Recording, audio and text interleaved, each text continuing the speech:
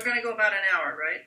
That's right. So, hi everybody, and welcome to my second chat with the wonderful Elana Freeland. She's graciously given me an hour of her time at very short notice this evening, so we can talk about some geoengineering. What a fun topic! We could talk about all the things in the universe and the entirety of its civilization and the galaxy, but we're going to choose geoengineering because it's just so fun. Oh, it's very poignant. And hi, Elana, how are you doing? I'm well. I'm good. I'm glad we're finally going to stay on topic this time.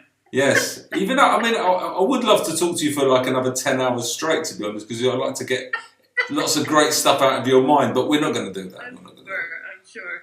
No more British man hijacking. Thanks for coming on the show again. So tell us, we're going to stick to geoengineering, which is going to be a concise kind of introduction for the lay person, really, or maybe for someone who's about to kind of say, yes, I can see that that is happening. I can finally kind of come to terms with that reality. So do you want to give us a brief overview of, for the lay person, of what the geoengineering is, what the situation is, when it started, etc.? Yes, I have written 3 books on geoengineering, and the first book was published in 2014. And that one is called Chemtrails, HAARP, and the Full Spectrum Dominance of Planet Earth. I call that a primer, and it's easily read. It's not long, and I stick to just a few of the high points of, or low if you want to look at it that way, of what geoengineering is, how the machinery of geoengineering works, namely that would be HAARP, the High Frequency Active Auroral Research Project in Gakona, Alaska. It's the most powerful, well, has been the most powerful ionospheric heater on the planet.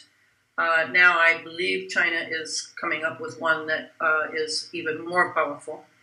And it has to do with the chemical trails in the sky and what's in them, and how, because they're laid in the stratosphere just above our atmosphere, they then fall earthward, and because they're in nano size, which is 1/1000th of a meter, all the different minerals from the periodic table that are nano-sized, that would be all the way from aluminum, barium, strontium, chromium, lithium, many minerals. We breathe those in, and this sky that we have, now it's 2.5 decades old, under what's known as Project Cloverleaf, and that is the main project that I discuss in my books up until the 3rd book. And these are all militarized, and originally, I think all of us in the anti-geoengineering, anti-chemtrails movement on the internet felt that these tiny nanoparticles from the heavy metals were just a matter of the military needing chaff, to lay a bunch of chaff in our atmosphere in order to run their wireless operations, because you really can't do wireless in a vacuum. You have to have matter. You have to have bits and pieces of matter. And these are all ionized in our sky now. And what that means is the HAARP originally was able to control the ionosphere. Very few people seem to know this. And the ionosphere is about 50 miles above us and surrounds the planet. And then above the ionosphere is the magnetosphere. And in a way, I could honestly say that HAARP and various ionospheric heaters in the northern latitudes control the ionosphere. And then I would say that CERN and other particle accelerators control the magnetosphere. And this is a very big step. I mean, if you can't feel it, I certainly do, because Years ago, during the Cold War, a Soviet astronomer named Nikolai Kardashev laid out the parameters for a real space age. And what he said was there were 3 steps. Number 1 is you have to have full spectrum dominance control over your own planet. And then number 2 would be you have to have full spectrum dominance control over your star. That would be our sun. And then 3, full spectrum dominance over the solar system, our individual solar system, and the galaxy. So believe it or not, this seems to be the template that the geoengineers certainly, and the astrophysicists, the plasma physicists, all the new physics that has come about, which is post-Einstein, post-Newtonian, they all seem to subscribe to this. And so what we have is a secret space program. It's unfolded around us, I would say, since, well, I could go back to the 30s when we brought the SS Nazi rocket engineer Wernher von Braun over to the United States secretly, and began to lay plans for the secret space program, even that early.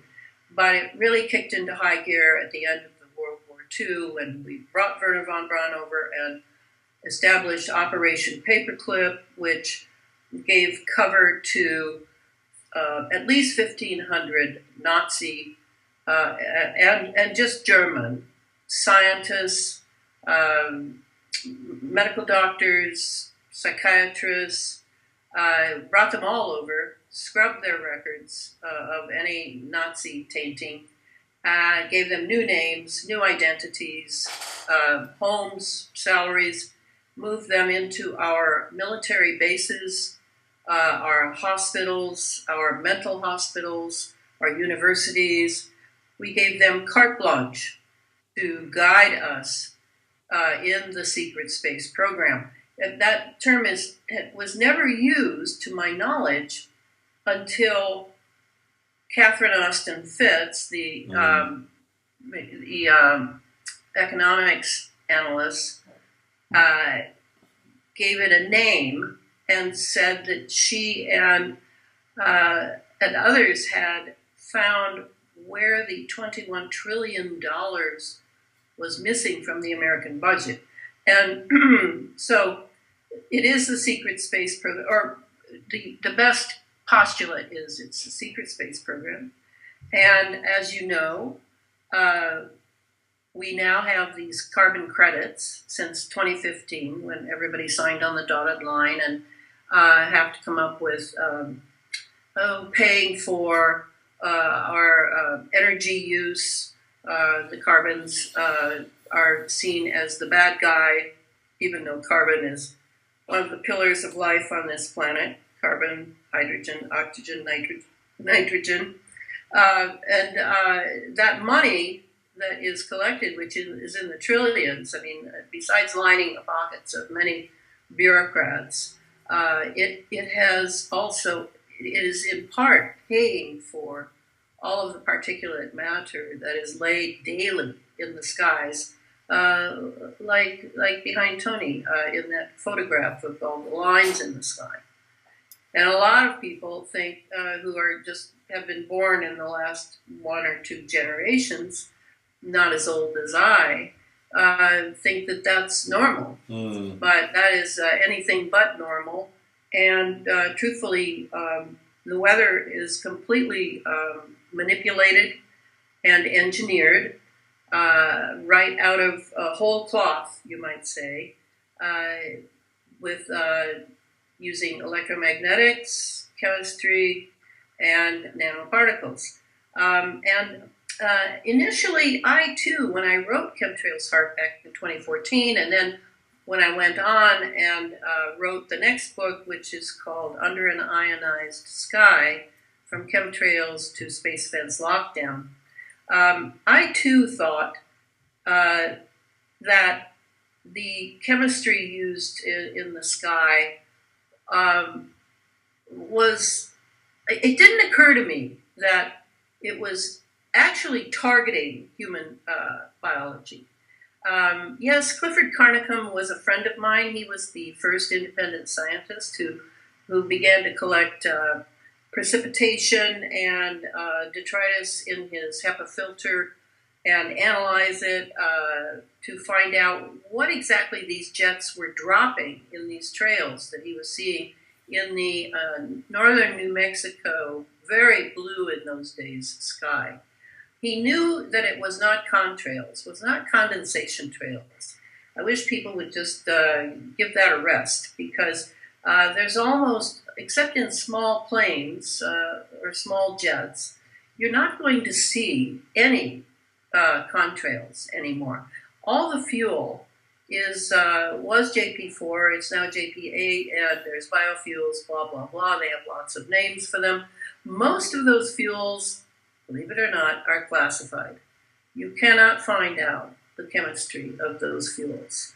This is the great problem with the National Security Act of 1947 in the United States, is anything that is secret or classified and militarized, you just can't learn anything about them other than lies, subterfuge, avoidance, denial, whatever.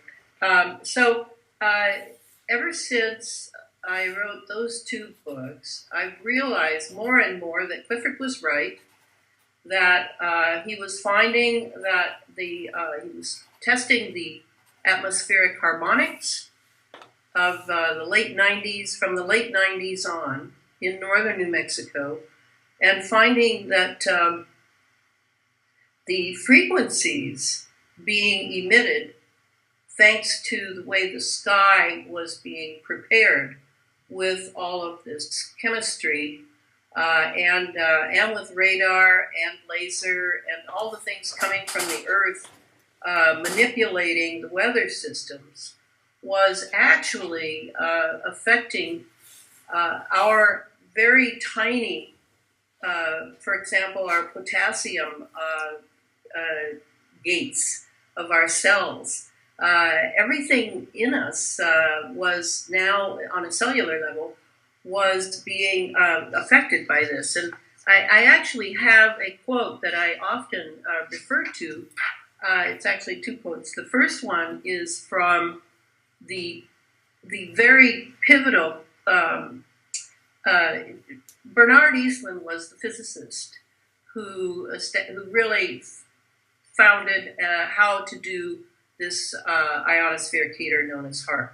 We had other ionospheric heaters, but they were smaller. And their job was more, at that time, at least the cover story was, that they were detecting missiles, incoming missiles, defense. But really, it was HAARP that drew the attention of people like me and others to the fact that it was a weapon system, a very aggressive weapon system, far beyond defense. And it was in Bernard Eastland's 1987 patent that he admits what HAARP is. And he says, a method and apparatus for altering at least one selected region which normally exists above the Earth's surface. The region is excited by electron-cyclotron resonance heating to thereby increase its charged particle density. And so that's really what's going on is, we have this term global warming and we have the term climate change. And as I always say, yes, they exist, but not in the way you think. The way you've been conditioned to think of it is it's from carbons and, all of our cars and all of the pollution that we have certainly been subject to by industry since the beginning of the Industrial Revolution, almost 2 centuries ago now.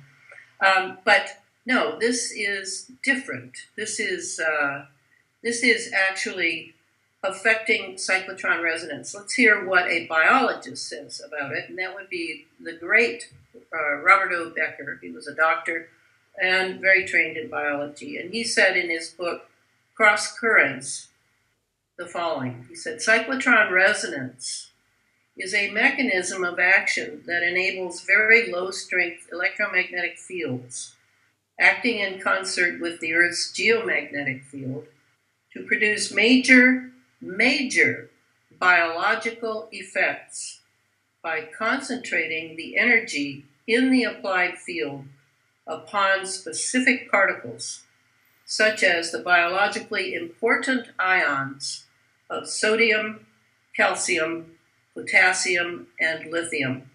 So what he's saying, and what Clifford, by dint of research and acute observation and notebook upon notebook of notes, was finding, is that yes, the atmosphere has been utterly changed since the 1990s. This is not at all the same atmosphere that our parents and grandparents and great-grandparents breathed. It's entirely different. It's been altered, not just by the polluting effect of all these nanoparticles. I don't mean that, because they're using radar, they're using lasers, they're using NexRads, cell phone towers. The power lines themselves had altered the atmosphere in the area when they went up from back in the 19th century. There is so much going on in the atmosphere that we are breathing, because we're forced, right? We can't go and just buy some other air and, start breathing bottled air like we drink bottled water. No, we can't do that. So they do that in China. They buy Canadian air. Oh yeah. Yeah. And how do they take it in? Yeah, in a bottle with that Tokyo had that years ago because the pollution was so bad in Tokyo. But you see what I mean regarding the entire planet. We are subject to what is in the envelope of breathable air that we call the troposphere, or our atmosphere. All right, so we all thought at the beginning, back when I wrote Under an Ionized Sky, I still thought that it was just it sort of went with the militarized program that we would have to breathe all this chaff, all this what is known as doping. Doping is what they have to do in order to have wireless transmissions. They have to have particulate matter.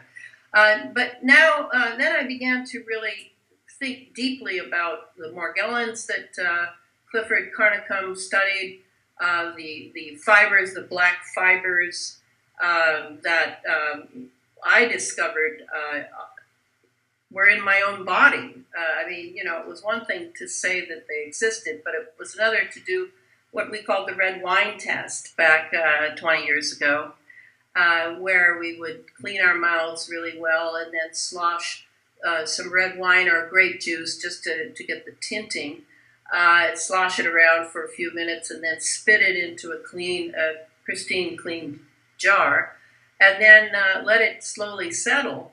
And then you see these black fibrous entities crawling across the bottom of the jar. It definitely gets your attention. And what Clifford was able to do was chemically set up many petri dishes with these entities in them, and slowly break through that black, what turned out to be a carrier cover of a polymer, break into it to see the organs inside of it, and understand that he was looking at a bioengineered entity. So as we listen on the internet now to the fallout from the COVID-19 inoculations, and we're hearing how with electron microscopes and dark field microscopes, researchers and doctors and various scientists are now finding that these serums were purposely loaded with a variety of seemingly living entities, bioengineered entities, in other words, synthetic entities, and even the latest is computer parts, routers, all the things you would need to have a mini nano-sized computer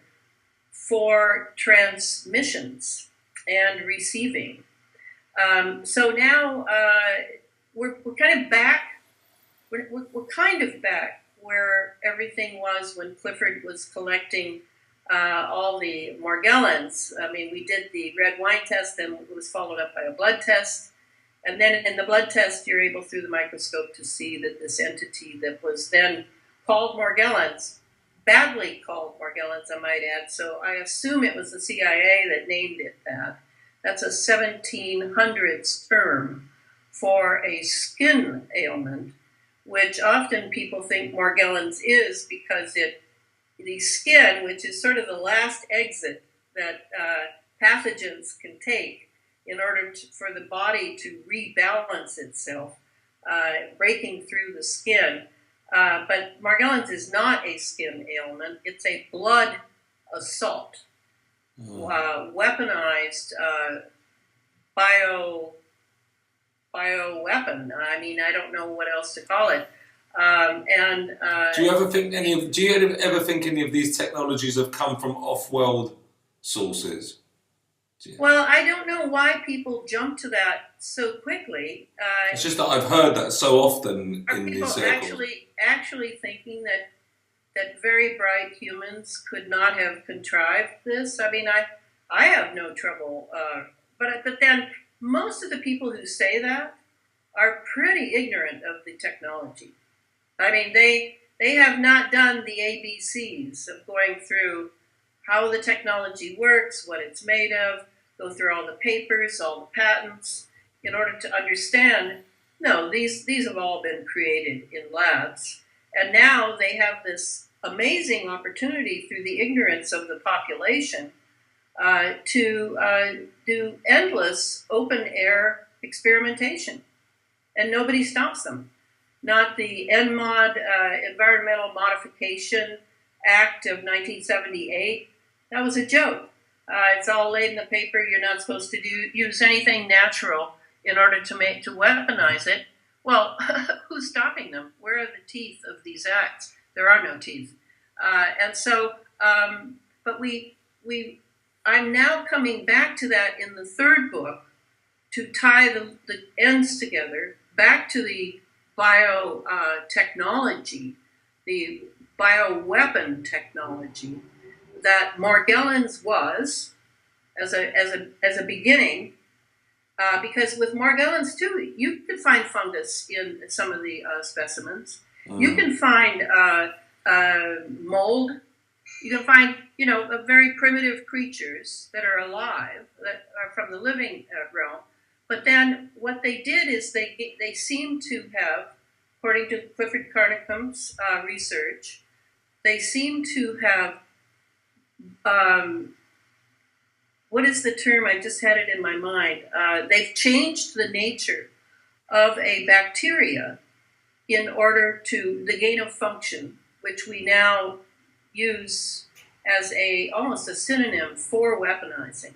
But anyway, you can only patent something natural if you've done something gain of function to it. In other words, if you've made it artificial or synthetic in some way. So we're really back at the Morgellons thing here, but it looks like something entirely different. But I maintain that the thread has been, it began with aerosols, and now after 2.5 decades, that's 25 years of being pummeled with this, that we're all breathing it in, drinking it in our water, eating it in the GMO foods, and even probably the organic foods as well, which are grown in open field. So now we're primed, the terrain theory, yes, I am a terrain theory advocate, Our terrain has been properly seeded with synthetic biology, and we all have Morgellons in us, whether we have skin lesions or not. We all have it because we've breathed it in, and it will simply settle in somewhere. And some of them are actually electromagnetic in that they have a tiny little computer device in it that can be tracked and can also be communicated with to send it to another place in the body or brain or whatever. But now we're seeing the graduation of this technology into very sophisticated two-pronged attack is how I look at it. There's the mRNA attack, which is a genetic attack. And, you can talk about the spike protein and prions and all that stuff. Along with that, that's one of the prongs. And then you have this other prong that nobody seems to want to really get into, which is this computerized, tiny computer parts, transmission system with software, I'm sure, set up in these vaxxed people. They look like they're going to be the major guinea pig generation of the first transhuman advent of an altered human genetics, but also at the same time, this computerized part, this transmission, is very interesting because what they're doing is they're taking molecular biology, which I studied as an undergrad, and they've transformed it. I've been using the present tense, are transforming, but I think it is transformed now into digital biology. And basically that means that they don't need the pathogen so much anymore to, for example, give someone symptoms of being sick.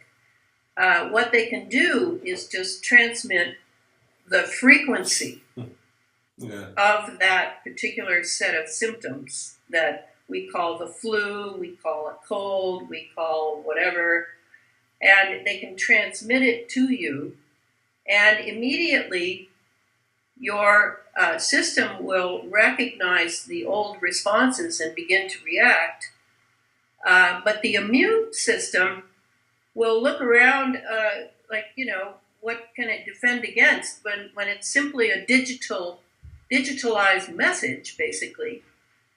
This is like extraordinary, and truthfully, I can see a lot of, because I love to study technologies.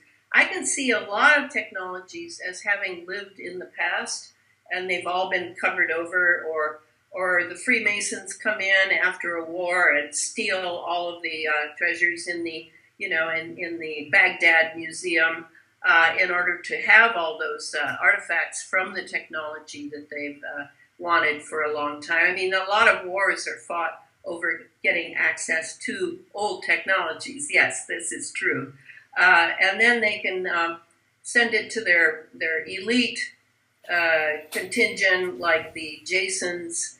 This is a group of scientists who are, creme de la creme, brilliant, completely run and controlled by the secret societies that they adhere to, and all the great plans for this future. And most of the earth is populated by slaves who do the bidding of a very tiny percentage of so-called superior human beings. Blah blah blah. It's the same old thing.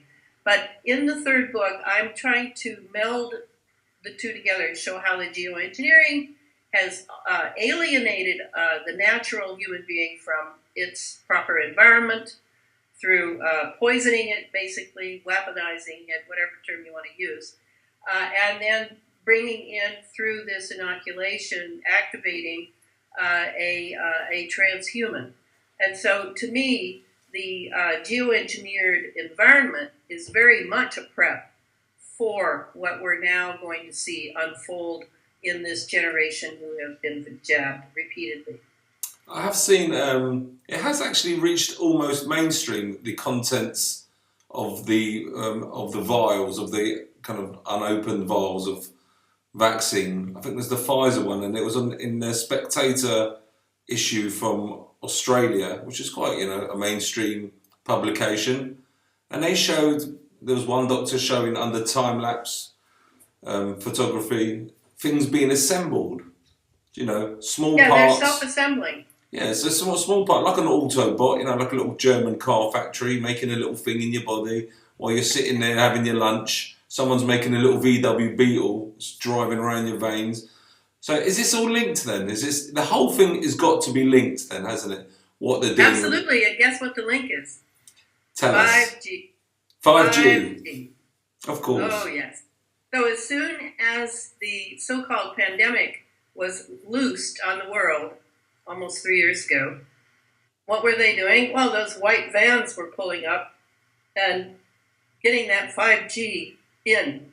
And not just the 5G. I maintain that 6G is with it. The 5G has millimeter waves. And you definitely need millimeter waves, tiny, tiny waves of great power in order to run what's his name? Let's see. Let me just get his name. He's so good. The transhumanist Yuval Harari of the World Economic Forum calls surveillance under the skin. Yeah. He even said he's invaluable. I'm very grateful for him. Even now that I've gotten over what a little devious type of man he is. Yes, under the skin surveillance, but it's not just surveillance like, oh, he's going to the grocery store now. Oh, he's going home now. No, it's not about that. It's actual tracking and tracing is really the words we need. More accurate language for surveillance. We need to break it down because under the skin indicates the nanotechnology that we've been breathing in, along with all those heavy metals, for 2.5 decades now. We've got trillions and trillions and trillions of nanobots in us, nanorobots that are in transmission relationship with supercomputers and their operators. So let's wake up and smell the coffee, as we say in America, and understand that we will be the robots. Yeah, they're making all these silly looking robots, big clunky things. No, that's not really the robots they have in mind. We're the robots. The Borg, basically, from Star Trek. It's the Borg, isn't it? It's kind of like part human, like controlled, an organic robot. Right, a cyborg, a Borg. Yes, that's it. And as I said, this latest assault is actually connected, the two-pronged assault, one side genetic, the other side cybernetic, is very connected to the Morgellons. Now, the Morgellons, the only thing you ever saw cybernetic about them, really, was when they would start to poke out of somebody's skin, and they got near a cell phone or a toaster oven. Those little wires sticking out of the sore, which was very suppurating and kind of nasty looking, those little wires, not only were they color-coded, black, blue, and another color, I don't remember, white or red, but as soon as they'd get near the electromagnetic device, they were just excited beyond belief. So we could see that they were also electromagnetic. When they were bioengineered, but it didn't occur to me for a long time until, a few years in, Clifford and I were to meet in Idaho, where he and his wife were living. We were going to go through some microscope work, look at some specimens that many people always send him. And 2 weeks before I was leaving, I suddenly got this tremendous outbreak on my left calf of my leg, and I looked at it, and it was not suppuration like the Morgellons that I'm typically aware of. It was little polyps, little red polyps with little tiny discoloration at the top. And so, when I would go like this with my nail and pick at one, what would come out would be a tiny, what looked to be a crystal. Looked like a crystal. It was as if overnight my leg is somehow producing a rash that is loaded with crystals. So then the next leg went, just the calf from the knee down. And then when I got to Clifford's place, instead of doing all that work of other people's specimens, we spent the week scraping my legs with a razor blade and pulling out all these little crystals to look at them. There was very little morgellons per se, the black fibers, the filaments. I had very little of that, but I had a mass of crystals. So were they turning my legs into, they being the remote operators who had activated this discharge in me, were they turning my legs into a mini radio of some sort? Was this a message to Clifford of ha ha ha, see what we can do when we feel like it? Because at that point, I hadn't put together that it had been transmitted to me. I just thought it sort of happened. And then I went home after that week, and within 2 weeks, one night, from one night to the next morning, boom, it's gone. I mean, totally gone. There were no polyps. There was nothing. My legs were just the way they'd been before. That's when I realized that they were transmitting some sort of frequency to cause all these crystals, what looked to be crystals, occur in my legs. And I immediately contacted Clifford and told him that I thought it was because I was coming to visit him. At that time, he was pretty conservative in jumping to conclusions like that. But now that he's been through a few more of these things, it's obvious to us that some people are very aware of his work and of mine and, other people, many other people, and that these things can be transmitted. So that in itself merited my writing another book. Of course, I always knew it would be a trilogy, and I knew I'd have to get back to the biology at some point. So that's what I've done. And the book came out, it's called, what is the name of the book?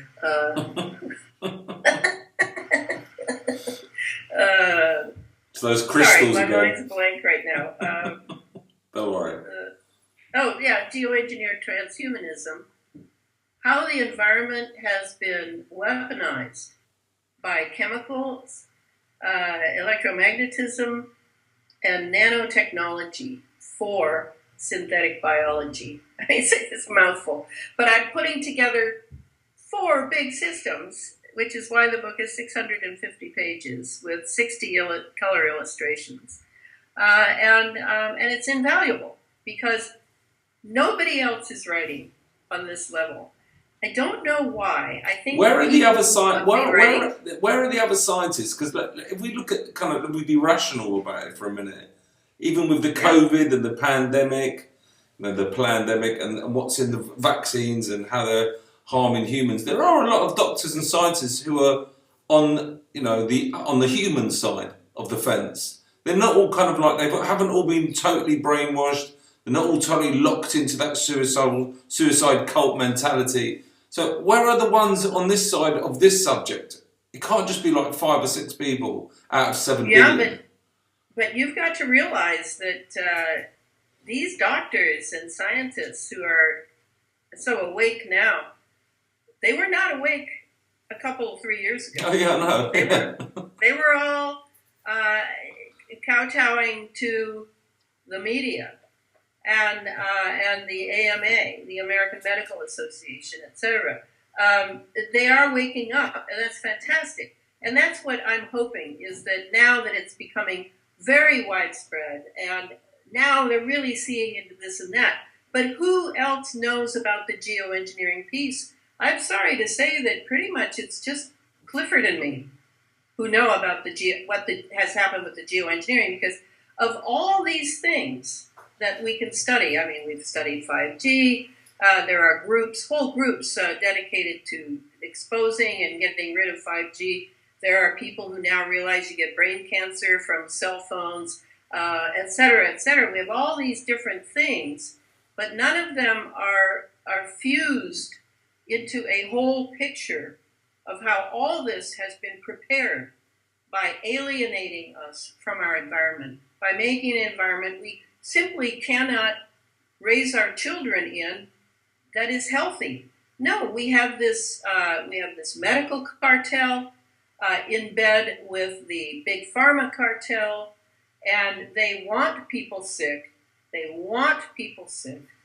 I'll say it again. They want people sick so that the people are driven through their own ignorance to go to them and receive drugs, endless procedures, blah, blah, blah.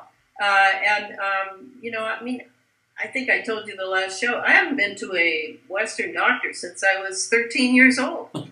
Why? Because in my 20s, I studied Chinese medicine and found out what real wisdom in medicine is. And I've been using Chinese medicine, macrobiotics, which is sort of the Japanese version of Chinese medicine for dietary, daily diet. I've been doing that for 50 years now. And let me before you go any further, let me just ask you about that, because I've been to Chinese doctors many times. Have you found anything within Chinese medicine that's helping with Morgellons, removal of this technology out of the body? Because I've spoken to a few people lately, and there's one thing that's come up in two conversations, one with a guy called Harry Rhodes, is methylene blue. I'm not sure if you're aware of that substance. So that's he said that he's using that to draw out stuff out of people's bodies, graphene oxide, etc., etc. Right. Well, I think you're bringing up a very valuable point, and certainly I adore Harry, and I adore the research he's done into Wilhelm Reich's orgone, which is nothing more than ether. But we're at the point where I have a huge file of remedies. But do I know they all work? Will they all work for all people? No, of course not. I think the biggest shift has to come through, first of all, just getting rid of the germ theory. Just dump it. It is a lie from beginning to end.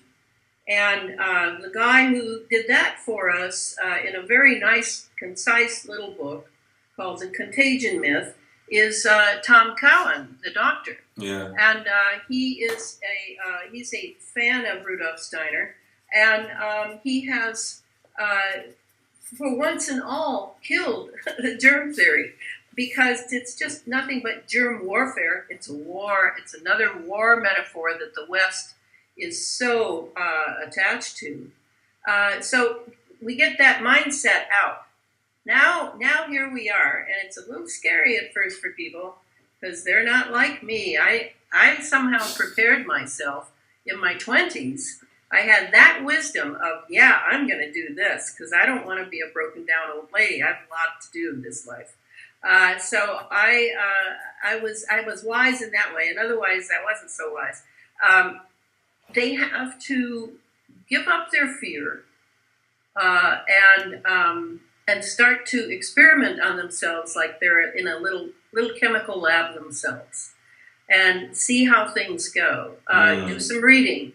Listen to people on the internet that you decide are pretty wise. I mean, we're very fortunate to have the internet, as glommed up as it is with silliness and scariness and all that. If you pick through and get the right references, I mean, I'm in great shape now because I hear from excellent people doing their own research at home on their own bodies and with reading and they're aware of the sky, and I just get so many people from around the world who write me. So we need to make a big step there and become independent again. And just remember, and I'm going to have us in this, well, I haven't gotten to that yet. I'm actually writing another geoengineering book, which I said I wasn't going to do. But this is actually the same geoengineering that is in the third book, but I'm going to adjust it and do something different for a Inner Traditions Publishing Company has approached me, and they want to do a second edition, but they want me to write it in 2 books. So it's a little dicey. I'm going to do one book which is highly on geoengineering and many less pages than 650, that also identifies synthetic biology. Then I'm going to do a synthetic biology book with many less pages, but also will tie itself into the geoengineering. At the same time, because I'm a Rudolf Steiner student for 45, 50 years now, I'm going to do quite a bit of esoterics in that synthetic biology book, because I really think that we need to know some very basic concepts about what a human being really is. Yeah, and I'm going to do my best with that. It'd be good to have him around, though. It'd be great if he was around, though, wouldn't it, old Steiner? Well, he's still around, and he says the dead are always with you. I certainly have long conversations with him in my mind, and just don't lock me up for it. Let me ask you this one point at this juncture. It's amazing. All the stuff you're saying is incredible, and I've listened to lots of your lectures already. But it's great to have this conversation. But do you think that their motive? Because in any crime we need a motive. Classic Columbo. We need a motive to kind of pinpoint why they're doing it. Is it simply really as simple as they just need a cyborg, slave, reduced population because they can see maybe a spiritual, soulful awakening happening that's on its way, that's begun, and they need to kind of counter it so to not have all these awakened humans who know their true divine nature? So really what they're trying to do is cut them off at the pass, turn them into, shut down that connection, as Steiner said, shut down that connection with all these different means, not only the vax, but with all these different means. Is it simple as that? Is that the grand motive here? Because it's not just to annihilate people, because otherwise they'd annihilate... Does it sound insane to you? It doesn't sound insane to me. I mean, No, it doesn't.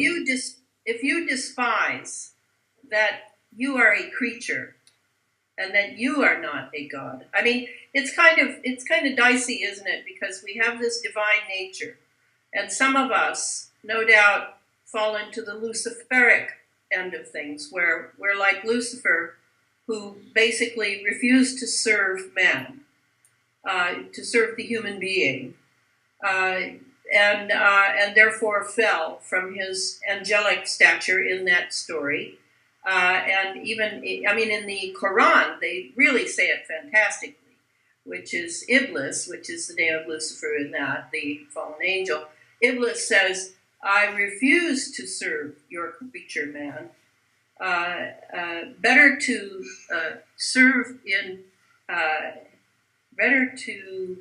rule in hell than serve in heaven.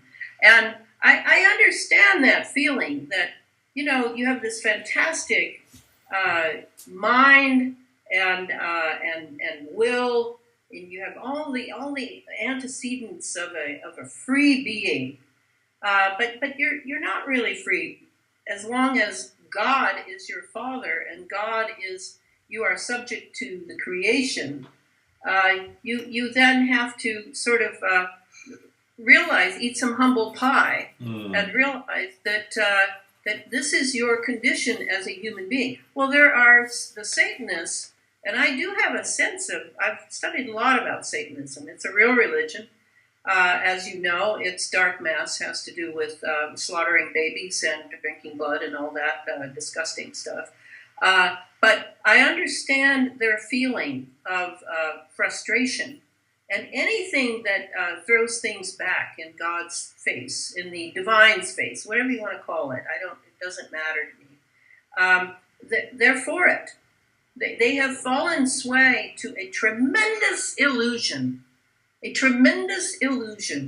that they can be more than a human being. And to me, I see the human being as just a little lower than the angels, you might say. But the angels, according to Rudolf Steiner, when he says that the human being is the religion of the gods, he says that all the divine world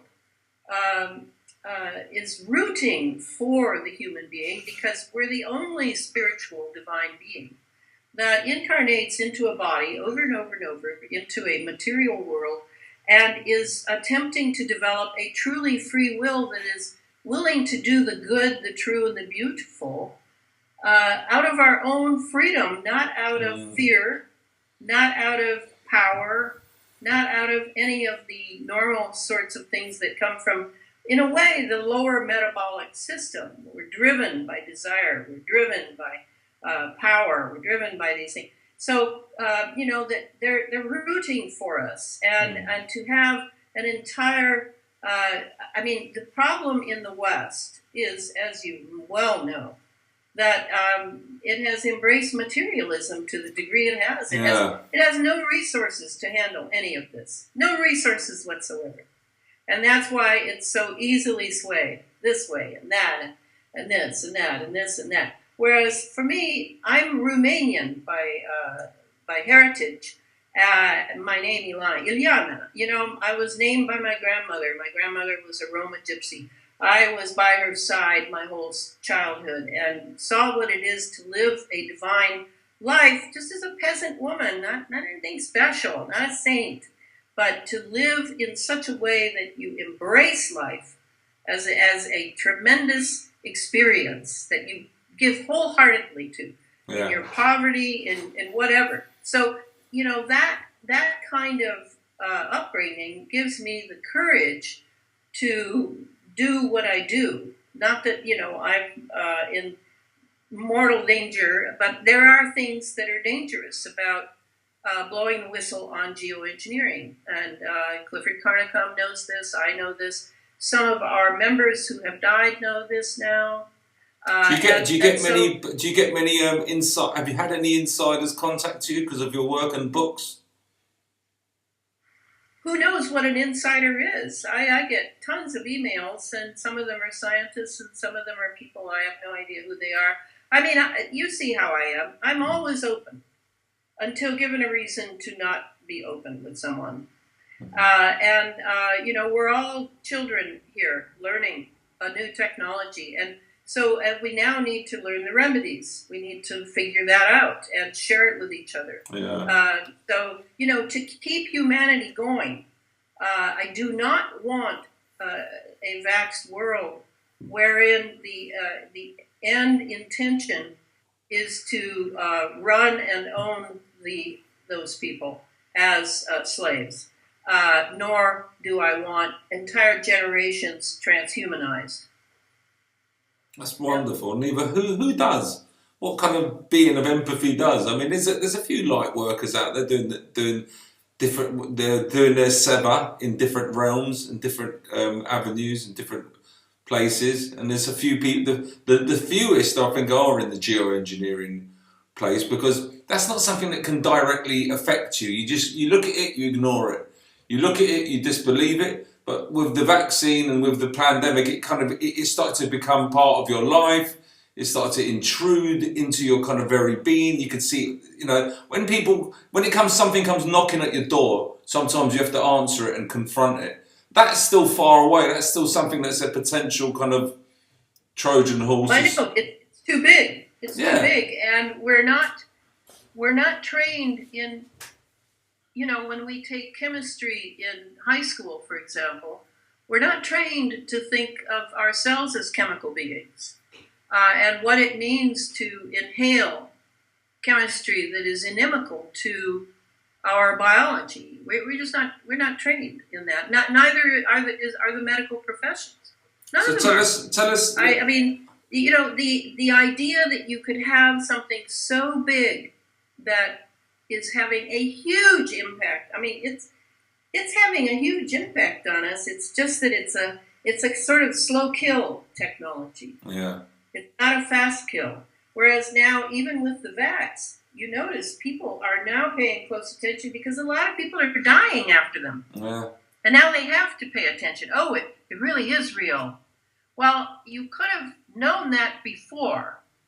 But it takes it that much, doesn't it? It takes that much. It takes people to die, and lots of people to die, for even someone to start saying, well, maybe there's some truth to this. It's such a deep brainwashing. We've been dumbed down. We've been so Exactly. dumbed down by I think TV. they're programming us continuously. Cell phones, endless advertising, endless lies and deception. I mean, it's amazing that people can get to any truth at all. I really realize. I have a lot of compassion for people. Yeah, I'm not so judgmental of them. And the stupidity of people is simply due to having trusted your technology and your experts too long. Yeah. So tell us, Elana, give us you said that there's seven things going on with the geoengineering. Well, there's 7 operations, yeah, and if we can just understand that it's not just a matter of the weather, that all those trails behind you that are going to end up as cirrus plasma cloud cover are really have a variety of operations connected to them. Oh, thanks, got a different one there. Okay, so the first geoengineering operation is weather.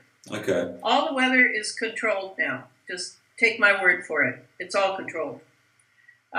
Second, chemical electromagnetic operations. There are lots of those. The creation of artificial plasma density clouds. All those clouds that you see up there are not real clouds like, yesteryear when I was a little girl and I would lie on a meadow and think of them looking like this and that. No, those clouds are gone. These are all chemical and electromagnetic plasma-induced clouds. The space fence, I didn't get to talk about the space fence, but that's okay. The second book is totally about the space fence. That's a Lockheed Martin term, by the way, because Lockheed Martin owns all the patents for the space fence. So that space fence that we actually call the smart grid is built chemically and electromagnetically. Then the next category, 3, is the planetary and geophysical operations. And these go all the way from the forest fires that are happening, in which nanotechnology is used extensively to decide what will be burned and what won't be burned, the putting of fluoride in the water. I mean, all of these are planetary geophysical operations geared around a transhuman future. Mm-hmm. And then the 4th operation is directed energy warfare, which the military calls C5ISR. They love those acronyms. Command, control, communications, computers, combat, and intelligence, surveillance, reconnaissance. And then on to the 6th one is surveillance and neural manipulation. That's mind control from space. That would be the satellite control, triangulating with cell towers, cell phones, the Internet of Things, etc. And then the 6th operation is the one I'm spending most of my time on in the 3rd book, which is nanotechnology / digital synthetic biology / transhumanism. And this has to do with the hive mind, creating the hive mind in humanity. The nanobots in our bodies, the nanosensors in our bodies, microprocessors, tiny computers, electro-opticals, all breathed in, eaten, drunk, or inoculated. Remote genetic re-engineering of DNA. Virtual sentient world simulation that replaces the natural with the virtual. Precision medicine that utilizes 5G, 6G to transmit symptoms via frequencies. And then the 7th is the most interesting to most people because it has to do with the UFO phenomenon, the cloaking, obscuration, and detection of exotic propulsion craft / plasma life forms, of which our atmosphere is loaded. So those are the 7 operations. They've definitely been busy, haven't they? Huh? They've definitely been busy. They've got a lot of time. I'm always busy. They've got so much time to do so many devious things. I mean, they're not doing any cooking, they're not doing any gardening, they're not doing anything nice. They're just busy away, beavering away, coming up with plans to do horrible things to humanity. That's, I guess, why people don't believe it as well. It's so extraordinary. It's like something out of a Hollywood script, isn't it? You know, it's well, like another Bond it's like script. Elysium. Remember Elysium with Matt Damon? I haven't seen that, Did but you ever I'm see aware that of it. film? I've Yeah, not seen it. it's worth seeing. But anyway, it was pre-programming. No, and remember, they're eating organic food.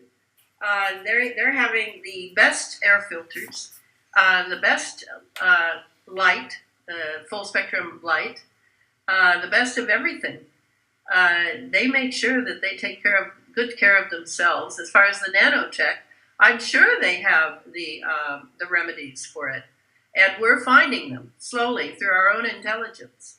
I've heard people having success just taking prolonged courses of ivermectin to combat Morgellons. I've heard a couple of cases of that. Oh, really? Yeah. Okay. Yeah, I mean, I love to hear those stories because they're very individual. Now, I usually recommend people to go to Tony Pantalaresco, who is a Canadian herbalist living in Ottawa. And Tony, I quote him in the third book, he is very up on nanotechnology and how to get it out of your body. And he's working with magnets, he's working with supplements, he has a variety of ideas, some of which I don't agree with, but it doesn't matter. We're all working together for the same thing to help people. Let me ask you this. There's a school of thinking, and this can be traced back into biblical times, into various cultures and modern times. Some channelers are talking about this, but there's this big flash that's supposed to come out of the sun, like a big EMP blast, basically, which is going to cleanse the earth. Do you think that have you come across? You must have come across that theory in all your studies and readings. Do you think that, knowing what you've just told us and knowing what's going on, and a lot of it is electronic kind of technology, maybe that EMP flash, if it is going to happen, would wipe all of this out, wipe the slate clean? Maybe that's what's coming up for us. It's the kind of like an angelic response. Well, if it comes, it will be made by the geoengineers.